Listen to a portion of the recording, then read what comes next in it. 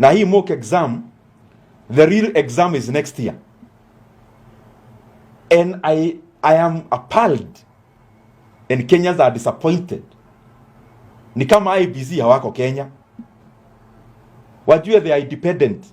Na kazi yao is not just about releasing results. Kazi yao pia ni kuonyesha Wakenya wote that the electoral process must always be peaceful but also within the confines of what is acceptable, so that we keep on building the confidence that is required as we head to next year. Asanteni sana. There's a question here, sir. Yes.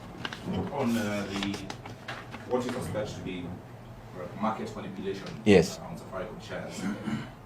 Others would argue that it is a normal market reaction. That investors had initially withheld their monies, waiting for this transaction, and of course to see how it goes. Then after all went well, they are all back and they want back their shares. How do you respond to those? This is normal market reaction in any such block or big sale of shares of any company? That's a very good question, Ibrahim.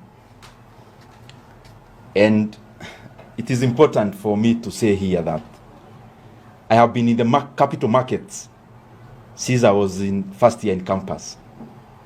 So this is a field that I have enough information about.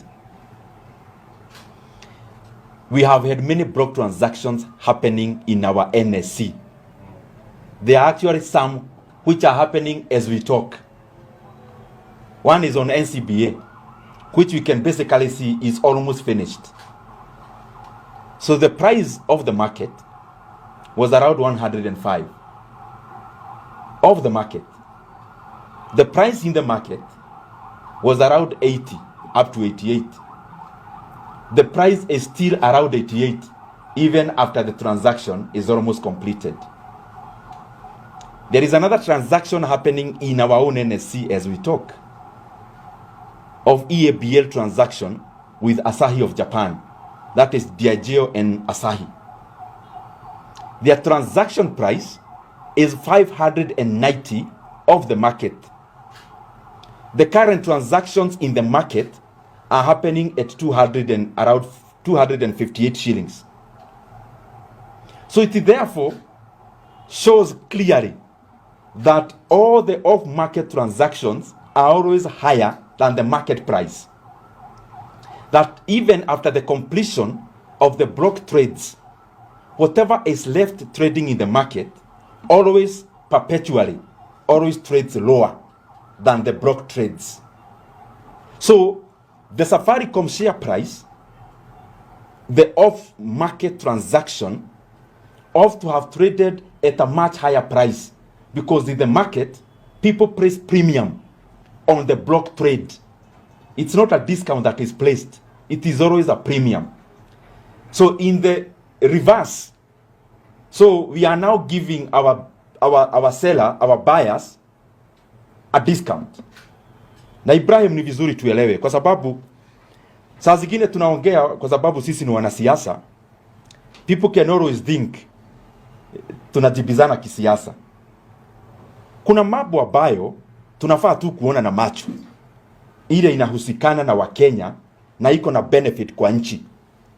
This is what I mean. We sold 6 billion shares last week at 34 shillings.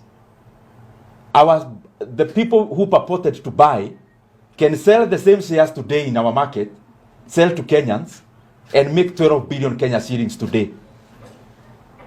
That is not logical.